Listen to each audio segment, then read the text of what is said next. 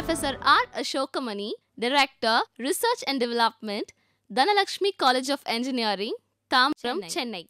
He is former professor and head of the department, Physics, Anna University, Chennai. He is presently guiding 3 research scholars. He has more than 44 years of UG and PG teaching experience and 33 years of research experience. 14 research scholars have obtained doctorate under his guidance in the area of material science and solid-state physics. He has more than 150 research publications to his credit, of which 90 are in international journals. He has authored a book on solid-state physics, which is an international publication. He has participated in several international conferences, both in India as well as in foreign countries such as USA, UK, France, Germany, Italy, and Yugoslavia. He has been a guest scientist at ICTP, Italy, several times. He is a fellow and treasurer of Tamil Nadu Academy of Sciences.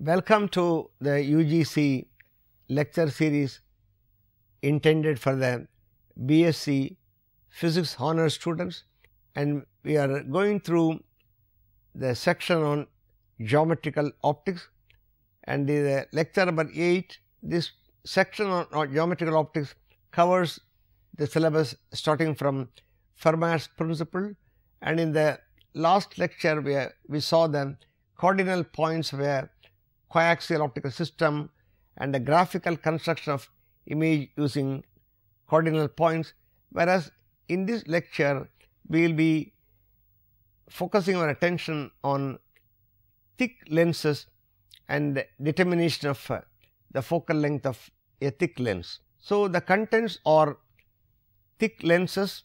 How do you define thick lenses? And as we saw in the earlier lectures, we will have the cardinal points, the principal points, focal points, nodal points, and lastly the image obtained for an extended object which is placed at infinity, and we will spend some time on the steps involved in evaluating the focal length of a thick lens, because in any optical instrument we may have thin lenses as well as thick lenses. In a thin lens, where the thickness of the lens is ignored, u refers to the object distance from the object to the center of the lens, or in reality we cannot go to center and we look at the one of the surfaces, and so the value of u, whether it is measured up to the surface or the center of the lens, will be the same for a thin lens, whereas a thick lens it will be very different, because the lens thickness is so much, the distance measured u will be different from the actual u. So, we have the Gauss ideas of the cardinal points here also. We will now find out how to locate the principal points f1 and f2 for the case of a thick lens. We consider a thick lens now. The principal points are, you have one of the point says f2, the second principal focus. How do you arrive at the second principal focus? It is obtained when a ray of light such as OA. What is OA? The light ray is parallel to the optic axis. This is the optic axis. This refers to T. What is T? T is the thickness of the lens CD. CD is the lens whose thickness is T, and what is mu, which you find below T? That is the refractive index of the material of the lens. The lens may be made up of crown glass or flint glass. This refers to the refractive index of the medium, and so light ray OA is incident on the first refracting surface of the lens. Okay, this is the first refracting surface. It undergoes refraction, meets the point B, and then again it undergoes refraction, because it goes from gloss to air and finally arrives at F2. Okay, this is F2. Now, extend F2 backward, right? Extend F2 backward. What happens? The line which is extended from F2 backward, okay, that will meet the line which is obtained, which travels along OA. This is a line drawn passing through OA. This is a line drawn parallel to the principal axis. So, the line which is parallel to the principal axis will be met at H2. P2 is one of the principal points. H2 P2 is a principal plane, right? H2 P2 is the second principal plane which will be nearer to the image space. This is the image, right? The image space. So, what I am trying to tell you is, you have a ray of light coming parallel to the principal axis. In the other case, it will not be parallel. So, in the first case, a light ray is coming parallel to the principal axis. It is incident at the point A, travels through the direction A, B, F2. From F2, you draw a line backward. It will meet this ray OA, extended ray OA will be met at H2. From H2, draw a perpendicular to the principal axis, that is your H2 P2. What is H2 P2? It is H2 P2 is the second principal plane and F2 is the second principal focus. So, CD is the distance separating the two curved surfaces. OA is the incident ray. I am showing the diagram again for the sake of convenience. You can see the diagram here. OA is the incident ray. Part of the light ray travels along OA BF2, right? OA BF2. This is a route taken by the light ray. In the second medium, that is the lens. In the second medium, if it would not have been present, what would have happened? The light ray, supposing the lens would not have been there, then the light ray would have travelled in this direction, right? The light ray would have travelled straight. So, because of the medium, it has undergone refraction and you have got the light rays coming and meeting the principal axis at F2. So, what I am trying to do now, from F2, I draw BF2, right? There is a path travelled by light beam in air BF2. This light ray is extended backward and I find a point H2. What is H2? When the line drawn is extended backward, it will meet the light ray which is travelling along OA. When it is extended, OA when it is extended, it goes like this. The line drawn from F2 B, extended light ray would have met this point at H2. So, H2, that is what I am trying to tell you. If the second medium lens were not present, the ray OA would have travelled straight. The emergent ray BF2, if extended backward, will meet the above ray at H2. H2 is the point here, right? Draw a perpendicular from H2 to the principal axis, to the optic axis. The perpendicular that you draw will meet the principal axis at P2, right? And H2 P2 is called a second principal plane. H2 P2, you obtain H2, you know how to obtain H2 now. After having obtained H2, then from H2 you draw a perpendicular that meets the principal axis at P2.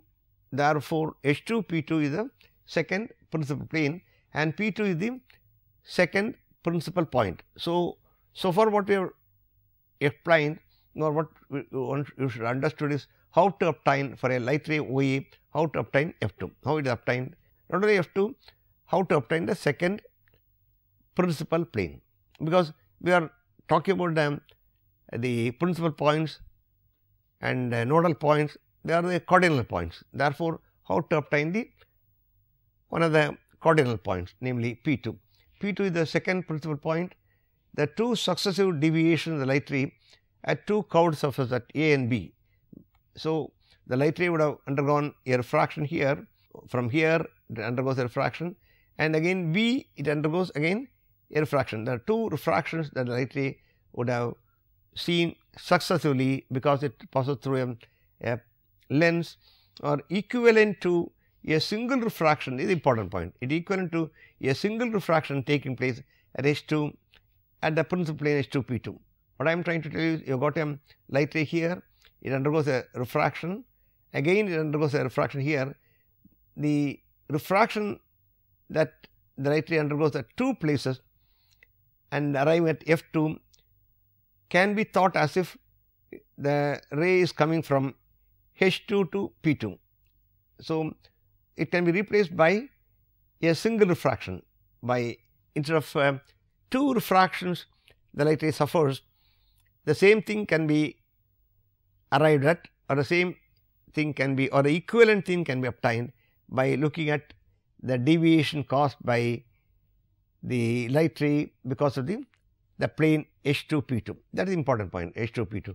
That is the two refractions can be replaced by a single refraction taking place at H2. That is important.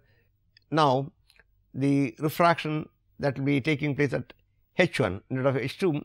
So, we will go to the other point here, the other principal point. The other principal point is F1.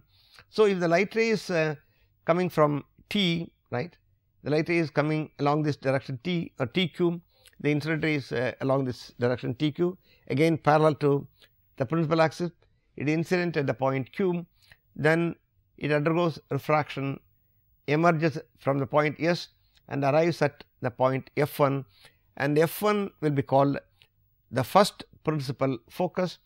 Similar to what we did earlier, you extend this F1s backward. F1s is a point, F1 is the first principal focal point or focus, then F1s will be extended backward and it will meet this light ray TQ. If the second medium were not there, then TQ would have traveled, the light ray would have traveled along TQ in this direction, right. The light ray would have gone in this direction, the dotted line. So, this dotted line is met by this line F1s when extended at a point here, and this point is H1. H1 is this point.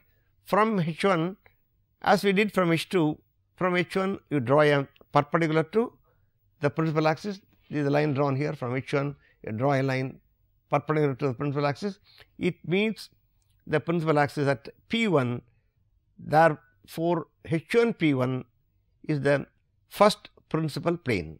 H1 P1 is the first principal plane for the lens having a medium of refractive index mu, having a thickness T, and this distance F1 P1 is the first principal focal length, right. F1 P1 is the first principal focal length, because F1 is the first principal focus. Following the above procedure, as we did earlier, one can get the first principal plane and the first focal length. This is the first principal focal length, and the center of the lens is here, right. So, I told you the light ray TQ parallel to the optic axis coming from the right as seen in the figure is focused at F1. Extend F1s backward.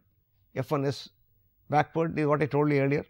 F1s backward, that will meet at H1. From H1 you have to draw a perpendicular. So, it intersects the extended ray TQ at H1, draw a perpendicular to from H1 to the optic axis, you get the point P1. So, H1 P1 is the first principal plane. Okay, the perpendicular meets the optic axis at P1. H1 P1 is the first principal plane. The two incident rays AB and F1s are directed towards H1, and after refraction seem to come from H2. You see again the light rays AB and F1s. Where are the rays AB and F1s? So, you got AB is the earlier thing, you had AB. The refraction caused by the lens and by the two surfaces at the point A and B can be, the two refractions can be replaced by a single refraction taking place at H2. Similarly, here also the two refractions taking place at Q and S can be replaced by a single refraction that will be taking place at H1. That is what I am trying to tell you now. Therefore, thus H1 and H2 are the conjugate points. So, the two incident rays AB and F1s are directed towards H1, and after refraction seem to come from H2. Therefore, H2 is the image of H1. So, H2 is the image of H1. You got H1 here, and H2, what we saw here, H2 will be here. Picture again, H2 is here on the right side, H1 is on the left side from the center, and H1 is the image of H2 and vice versa. Therefore, H2 is the image of H1. H2 is the image of H1. Thus, H1 and H2 are the conjugate points, and the planes H1 P1 and H2 P2 are a pair of conjugate planes. We will have break at this point and then we will resume after the break.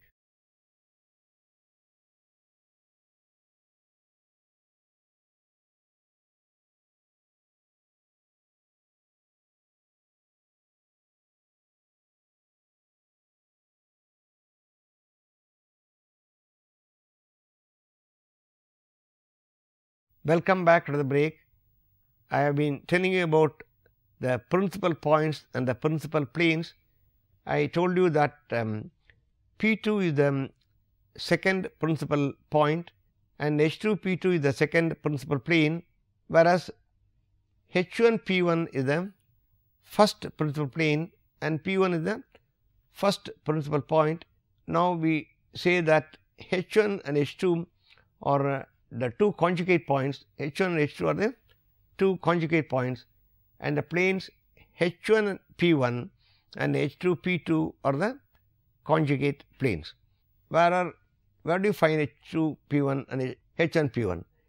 So, H1 P1 is here to the left of the center of the lens, whereas H2 P2 is a plane that you find from this diagram, that is should be on the right from the center of the lens. It will be on the right side. H1 P1 will be found on the left side. These two are the two conjugate planes. That is what I am trying to tell you here. They are pair of conjugate planes. It is also seen that H2 P2 will be equal to H1 P1. What is H2 P2? The distance between H2 to P2. You can see from the diagram that the height H1 P1 is this. Similarly, H2 P2 obviously from the point H2 to P2, that is your H2 P2, and H2 P2 will be equal to H1 P1. Therefore, the principal planes H2 P2 or H1 P1 are, as I told you, they were introduced for the sake of convenience, and so these planes are the conceptual planes. The principal planes we are talking about, the first plane H1 P1 and H2 P2 are the conceptual planes, and similarly the nodal points that we have been discussing in the case of thin lenses. Similarly, for thick lenses also we will be having the nodal points. They are again the conceptual planes, hypothetical planes. The first focal point is a point in continuation with what I have been telling you earlier. We have got F1 and F2.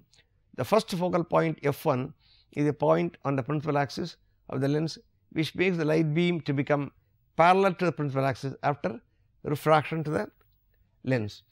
The second focal point is again a point on the principal axis, which makes the light ray to travel parallel to the principal axis after refraction to the lens. So, the planes passing through the focal points F1 and F2 and perpendicular to the optic axis are the first and second focal planes. F1 you have here. So, a plane which is passing through F1 and perpendicular to the optic axis. This is the optic axis, right? This is the optic axis, and the plane that you find here perpendicular to the optic axis passing through F1 is the first principal plane. And similarly, we had F2 here. From passing through F2, if you have a plane, you have a plane passing through F2 perpendicular to the principal axis, that is another plane. They are the principal planes. That is what I am trying to tell you now. The principal planes are again you have here F1 that you got here. The distance from the focal point to the first principal point is the first focal length that I showed you in the diagram earlier. F1 is the first principal. So, F1 you have here, first principal point is P1, second principal point is P2. So, F1 to P1, that is the focal length, F2 to P2, that you got F2 to P2, that is another focal length F2.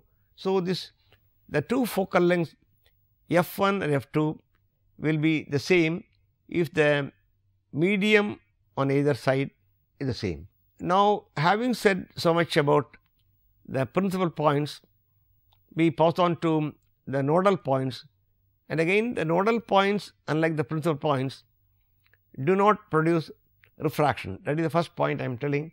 Nodal points are points on the principal axis where the light rays do not produce any refraction, where the light rays without refraction intersect the optic axis, unlike the focal points. The focal points are the points where you find refraction.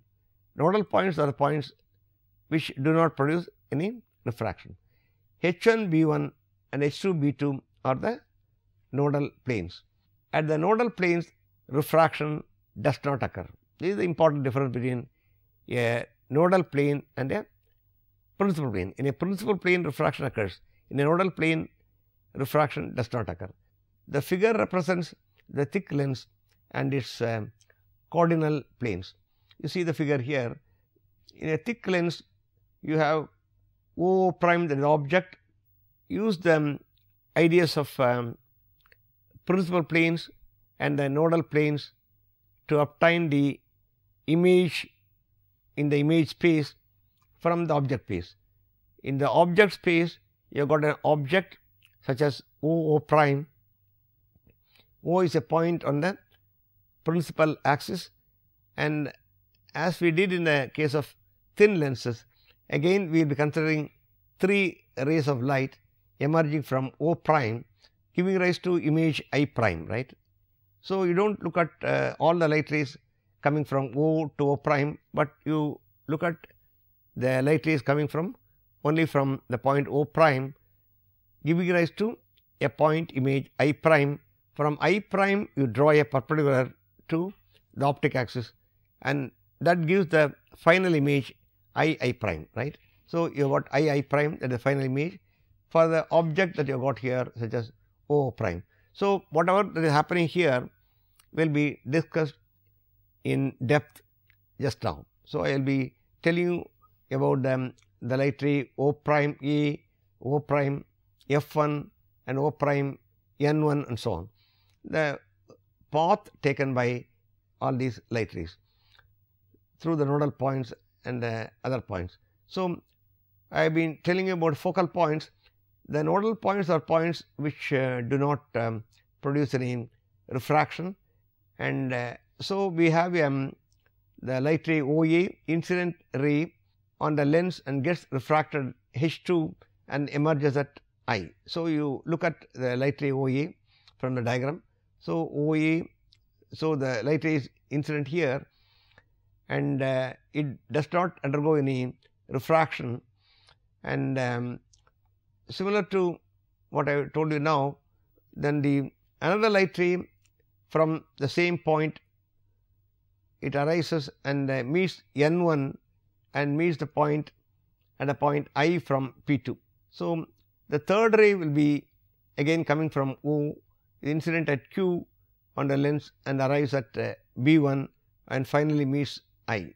So, you have the 3 light rays which are travelling through F1 and another light ray which is incident at the nodal point N1, another light ray incident at H1, that is you have the plane here, and you have the N1 here. The second plane is H2 B2. So, N2 is the second nodal point, and the direction of the light rays are shown here. Now, for the sake of convenience, all the light rays we are talking about are paraxial rays. Now, what are paraxial rays? The light rays parallel to the optic axis. The paraxial rays, light rays which are parallel to optic axis.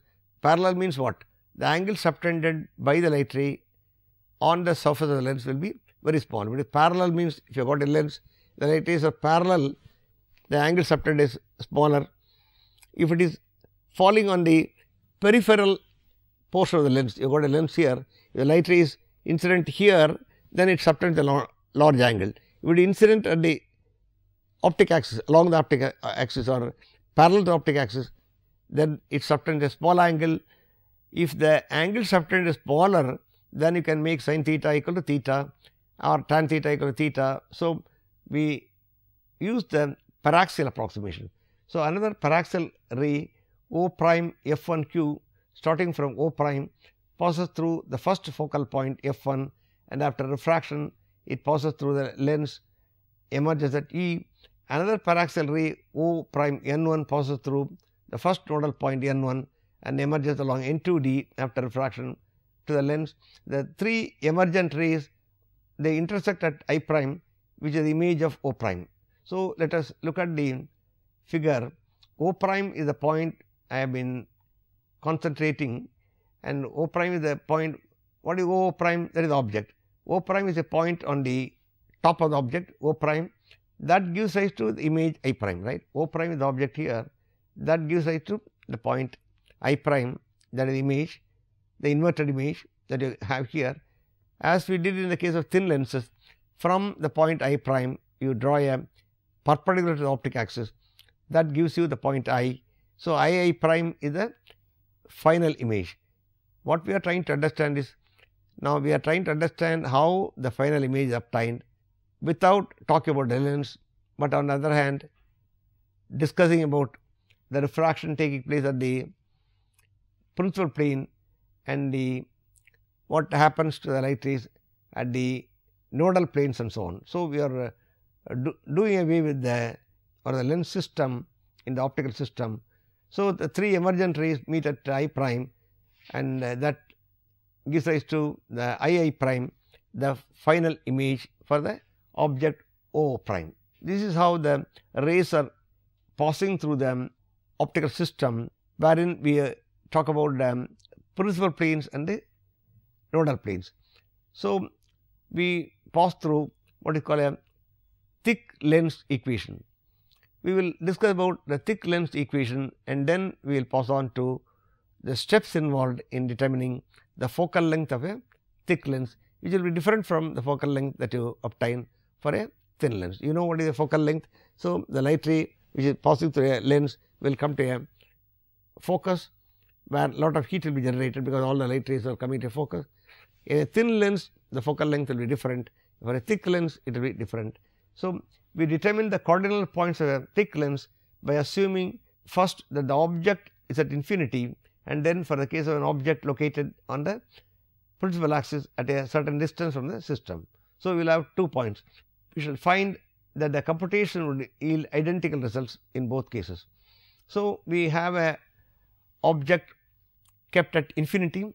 So, you got a object here at infinite distance, so that the parallel light rays which are coming from the object will be incident on the surface, as is shown here. You have got a, see the huge distance separating the points C and D. It is a thick lens, right.